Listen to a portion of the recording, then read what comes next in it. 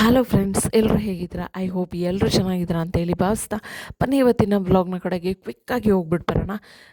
ಇವತ್ತೇನು ರೆಸಿಪಿ ಅಂತ ಹೇಳ್ತೀರಾ? ಇವತ್ತು ಮಟನ್ ಬಿರಿಯಾನಿ ಜೊತೆ ಬಂದಿದ್ದೀನಿ ರೀ. ಮಾಡೋದು ಹೇಗೆ ನೋಡ್ಕೊಂಬರೋಣ ಬನ್ನಿ ಕ್ವಿಕ್ಕಾಗಿ.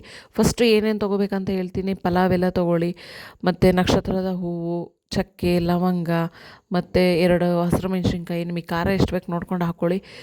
ಈರುಳ್ಳಿ, ಟೊಮ್ಯಾಟೊ, ಮತ್ತು ಗರಂ ಮಸಾಲ, ಚಕ್ರದ ಪುಡಿ, ಸಾಂಬಾರು ಪುಡಿ, ಮತ್ತು ಮಟನನ್ನು ನಾನು ತೊಗೊಂಡಿರೋದು 1 kg ಮಟನ್ನು.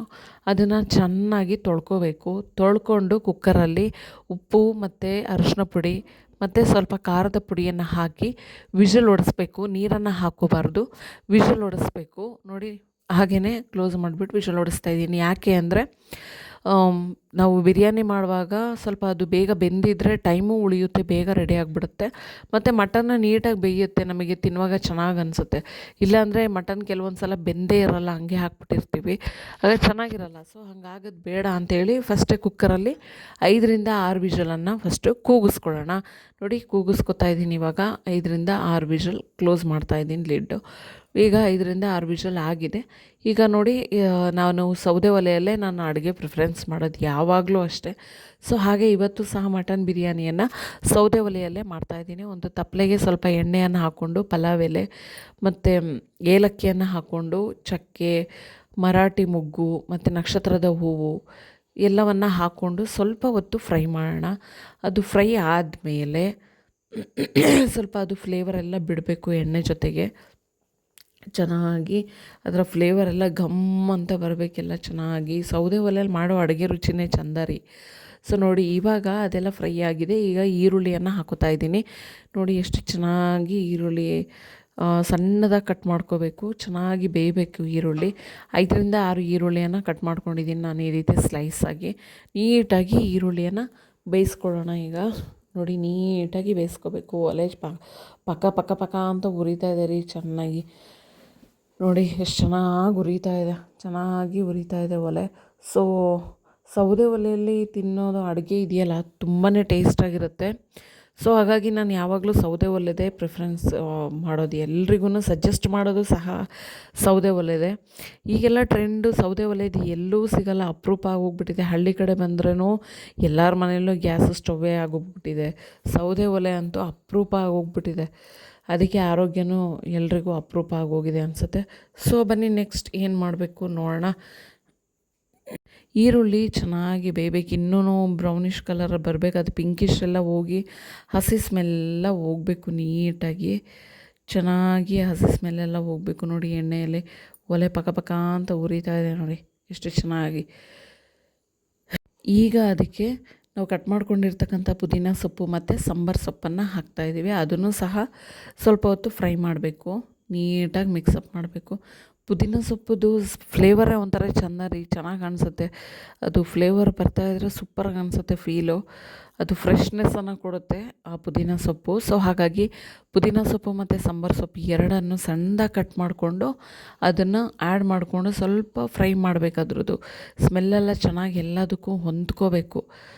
ನೋಡಿ ಎಷ್ಟು ಚೆನ್ನಾಗಿ ಬೇಯ್ತಾ ಇದೆ. ಒಲೆ ಅಂತೂ ತುಂಬ ಚೆನ್ನಾಗಿ ಉರಿತಾ ಇದೆ ನೋಡಿ.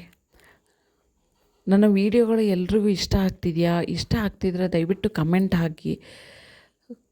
ಹಾಕಿ ಬೇರೆ ರೆಸಿಪಿಗಳು ಬೇಕಿದ್ದರೆ ದಯವಿಟ್ಟು ನನಗೆ ತಿಳಿಸಿ ಕಮೆಂಟ್ ಸೆಕ್ಷನಲ್ಲಿ. ಈ ರೀತಿ ರೆಸಿಪಿಗಳು ಬೇಕು ಅಂತೇಳಿ ನಾನು ಅದನ್ನು ಮಾಡಿ ನಿಮಗೆ ವೀಡಿಯೋನಲ್ಲಿ ಅಪ್ಲೋಡ್ ಮಾಡ್ತೀನಿ. ಮತ್ತು ನೋಡಿ, ನೀಟಾಗಿ ಅದು ಚೆನ್ನಾಗಿ ಬೇಯಬೇಕು, ಬ್ಲೆಂಡ್ ಆಗೋ ಥರ ನೀಟಾಗಿ ಬೇಯ್ತಾ ಇದೆ. ಸೌದೆ ಒಲೆ ಅಡುಗೆ ಯಾರಿಗೆ ತುಂಬ ಇಷ್ಟ ಆಗುತ್ತೆ ಒಂದು ತಮ್ಮ ಕೊಡ್ರಿ ನೋಡೋಣ, ಲೈಕ್ ಮಾಡಿ. ನೋಡಿ, ಈಗ ಟೊಮ್ಯಾಟೊವನ್ನು ಹಾಕ್ಕೊಂಡಿದ್ದೀನಿ. ಚೆನ್ನಾಗಿ ಫ್ರೈ ಆಗಬೇಕು, ಟೊಮ್ಯಾಟೊನೂ ಸಮೇತ ಚೆನ್ನಾಗಿ ಫ್ರೈ ಆಗಬೇಕು.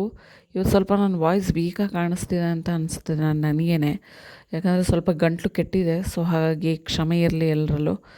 ನೋಡಿ, ನೀಟಾಗಿ ಟೊಮೆಟೊ ನೀಟಾಗಿ ಬೇಯಬೇಕು, ಅದು ಸಿಪ್ಪೆ ಎಲ್ಲ ಕಳ್ಕೋಬೇಕು, ಅದ್ರ ರಸ ಎಲ್ಲ ಬಿಟ್ಕೊಂಡು ಎಣ್ಣೆನೇ ಸಪ್ರೇಟಾಗಿ ಕಾಣಿಸ್ಬೇಕು. ಆ ರೀತಿ ಚೆನ್ನಾಗಿ ಟೊಮೆಟೊ ನೀಟಾಗಿ ಬೇಯಬೇಕು. ಅದರದ್ದು ಎಲ್ಲ ರಸ ಎಲ್ಲ ಕಳ್ಕೋಬೇಕು. ನೋಡಿ, ಕಾಣಿಸ್ತಾ ಇದೆ ಅಲ್ವಾ, ಅದರ ರಸ ಎಲ್ಲ ಕಳ್ಕೋಬೇಕು.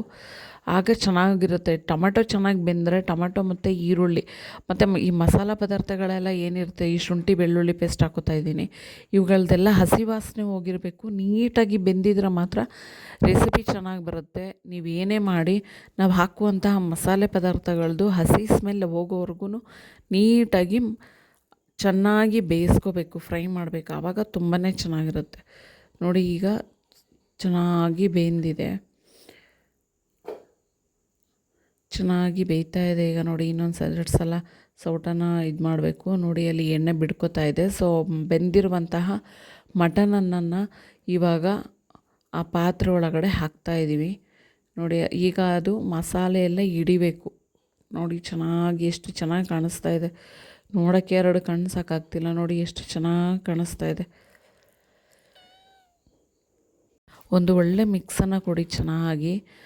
ಮಸಾಲೆ ಎಲ್ಲ ಬೆರ್ತು ಹೋಗಬೇಕು ಆ ಮಟನ್ ಜೊತೆಗೆ. ಆ ರೀತಿ ಒಂದು ಒಳ್ಳೆ ಮಿಕ್ಸ್ ಕೊಡಬೇಕು. ಆಗ ಮಾತ್ರ ಇದಾಗುತ್ತೆ. ಕೆಲವ್ರು ಹಾಗೆ ಬಿಟ್ಬಿಡ್ತೀರ. ಕುಕ್ಕರಲ್ಲಾದರೆ ಏನಾಗುತ್ತೆ ಗೊತ್ತಾ, ಈ ಸಪ್ರೇಟ್ ನಾವೇನು ಮಾಡೋಕ್ಕೇ ಹೋಗಲ್ಲ.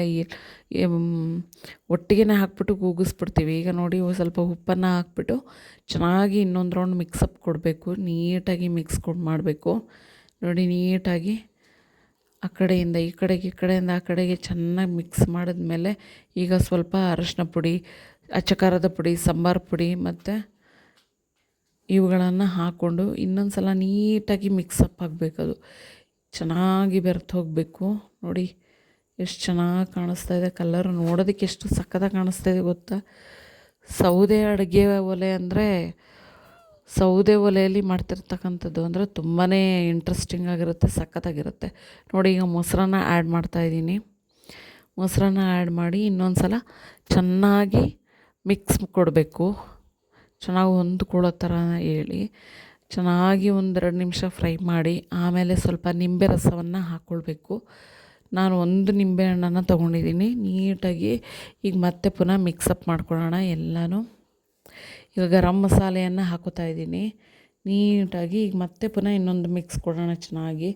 3 ಸಹ ಎಲ್ಲ ಮಸಾಲ ಪದಾರ್ಥಗಳು ಮಟನ್ಗೆ ಚೆನ್ನಾಗಿ ಹಿಡಿಬೇಕು.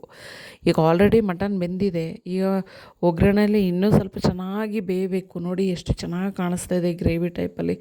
ಗ್ರೇವಿ ಟೆಕ್ಸ್ಚರ್ ಬಂದಿದೆ. ಇನ್ನು ಯಾವುದೇ ರೀತಿಯಾದಂತಹ ಅಂಗಡಿಯ ಮಸಾಲ ಪದಾರ್ಥವನ್ನು ನಾನು ಯೂಸ್ ಮಾಡಿಲ್ಲ. ಗರಂ ಮಸಾಲ ಒಂದು ಬಿಟ್ಟು ಇನ್ಯಾವುದೇ ಮಸಾಲೆಯನ್ನು ಯೂಸ್ ಮಾಡಿಲ್ಲ. ಈಗ ಮಸಾಲೆ ಎಲ್ಲ ಹೊಂದ್ಕೊಂಡಿದೆ ಮಟನ್ಗೆ. ಈಗ ನೀರನ್ನು ಆ್ಯಡ್ ಮಾಡ್ಕೊತಾ ಇದ್ದೀನಿ. ನಾವು ಎಷ್ಟು ಅಳತೆಗೆ ತೊಗೊಂಡಿರ್ತೀವಿ 1 ಲೋಟ ಅಕ್ಕಿಗೆ 2 ಲೋಟ ನೀರು ಹಾಕ್ಕೊಳ್ಳಿ. ಮಾಮೂಲಿ ಈಗ ಅಕ್ಕಿಗೆ ಹಾಕೋತೀವೋ ಅದೇ ರೀತಿ. ಯಾಕಂದರೆ ಮಟನ್ ಆಲ್ರೆಡಿ ಬೆಂದಿದೆ. ನಿಮಗೆ ಜಾಸ್ತಿ ಅನ್ನ ಚೆನ್ನಾಗಿ ಬೆಂದಿರಬೇಕು ಅಂದರೆ 1/4 ಲೋಟ ಜಾಸ್ತಿ ಹಾಕ್ಕೊಳ್ಳಿ. ಉದ್ರಾಗಿ ಬೇಡ, ನಮಗೆ ಚೆನ್ನಾಗಿ ಬೇಯಬೇಕು ಅನ್ನೋದಾದರೆ. ಈಗ ಪ್ಲೇಟನ್ನು ಮುಚ್ಚಿದ್ದೀನಿ. ನೋಡಿ ಒಲೆ ಎಷ್ಟು ಚೆನ್ನಾಗಿ ಉರಿತಾ ಇದೆ, ಸೂಪರಾಗಿ ಉರಿತಾ ಇದೆ ಮಾತ್ರ. ಹಿಂಗಿದ್ರೆ ಒಂಥರ ಖುಷಿ ರೀ. ಗ್ಯಾಸ್ ಉಳಿತಾಯ ಆಗುತ್ತೆ. ನಮ್ಮಮ್ಮ 2 ಅಡುಗೆ ಮಾಡ್ಕೊಂಬಿಡ್ತಾರೆ ಈ ರೀತಿ ಇದ್ದಾಗ. ಪಕ್ಕದಲ್ಲೂ ಒಂದು ಒಲೆ ಉರಿತಾ ಇದೆಯಲ್ಲ, ನೋಡಿ ಬಿಸಿನೀರು. ಈಗ ನೀರು ಕುದೀತಾ ಇದೆ. ಸೊ ಇವಾಗ ಅಕ್ಕಿಯನ್ನು ಹಾಕೋತಾ ಇದ್ದೀವಿ. ತೊಳೆದಿರುವಂತಹ ಅಕ್ಕಿ. ನೀಟಾಗಿ ಅಕ್ಕಿಯನ್ನು ಹಾಕ್ಕೊಂಡು ಈಗ ಚೆನ್ನಾಗಿ ಇನ್ನೊಂದು ಮಿಕ್ಸನ್ನು ಕೊಡಬೇಕು. ನೀಟಾಗಿ ಚೆನ್ನಾಗಿ ಮಿಕ್ಸನ್ನು ಕೊಡಬೇಕು. ಅಕ್ಕಿ ಎಲ್ಲ ಈಗ ಆರ್ತಾ ಇರೋ ಥರ ನೋಡ್ಕೊಳ್ಳಿ. ಒಲೆ ಉರಿಬೇಕು ಚೆನ್ನಾಗಿ ಈಗ.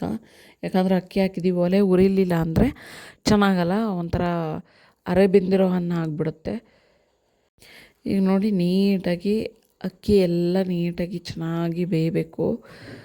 ನೋಡಿ ಚೆನ್ನಾಗಿ ಎಲ್ಲ ಮಿಕ್ಸ್ ಮಾಡಿ, ಚೆನ್ನಾಗಿ ಮಿಕ್ಸ್ ಮಾಡಿ ಎಲ್ಲನೂ ಹೊಂದ್ಕೋಬೇಕು ಅಕ್ಕಿನೂ ಎಲ್ಲದಕ್ಕೂ. ಈಗ ಅಕ್ಕಿ ಕುದೀತಾ ಇದೆ ನೋಡಿ. ಇನ್ನೊಂದು ಸ್ವಲ್ಪ ಸಾಂಬಾರು ಸೊಪ್ಪನ್ನು ಹಾಕೋಣ.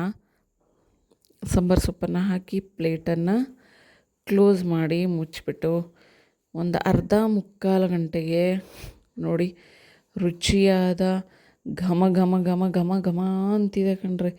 ಎಷ್ಟು ಟೇಸ್ಟಿಯಾಗಿರುತ್ತೆ ಗೊತ್ತಾ. ಎಲ್ಲ ಒಂದೇ ರೀತಿ ಇರುತ್ತೆ ಅಂತೀರೇನೋ, ಆದರೆ ನಮ್ಮ ಮನೇಲಿ ಒಲೆಯಲ್ಲಿ ಮಾಡೋದ್ರಿಂದ ಸಮಥಿಂಗ್ ಸ್ಪೆಷಲ್ ಅನಿಸುತ್ತೆ. ಏನೋ ಒಂಥರ ಎಕ್ಸ್ಟ್ರಾ ಟೇಸ್ಟ್ ಆ್ಯಡ್ ಆಗಿರುತ್ತೆ. ಸೊ ನೋಡಿ ಎಷ್ಟು ಚೆನ್ನಾಗಿ ಕಾಣಿಸ್ತಾ ಇದೆ.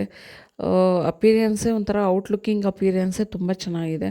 ಸೊ ಇದೇ ರೀತಿಯಾದಂತಹ ಆರೋಗ್ಯಕರವಾದಂತಹ ರೆಸಿಪಿ ನಿಮಗೂ ಬೇಕಾ, ಇನ್ನೂ ಬೇಕಾ, ನಿಮ್ಮ ಸ್ನೇಹಿತರಿಗೂ ಶೇರ್ ಮಾಡಿ, ಕಮೆಂಟ್ ಮಾಡಿ, ಸಬ್ಸ್ಕ್ರೈಬ್ ಮಾಡೋದನ್ನು ಮಾತ್ರ ಮರಿಬೇಡಿರಿ. ಮಾಡ್ಕೊಳ್ಳಿ, ತಿಂದ್ಕೊಳ್ಳಿ, ಆರಾಮಾಗಿರಿ. Take care, bye bye, love you.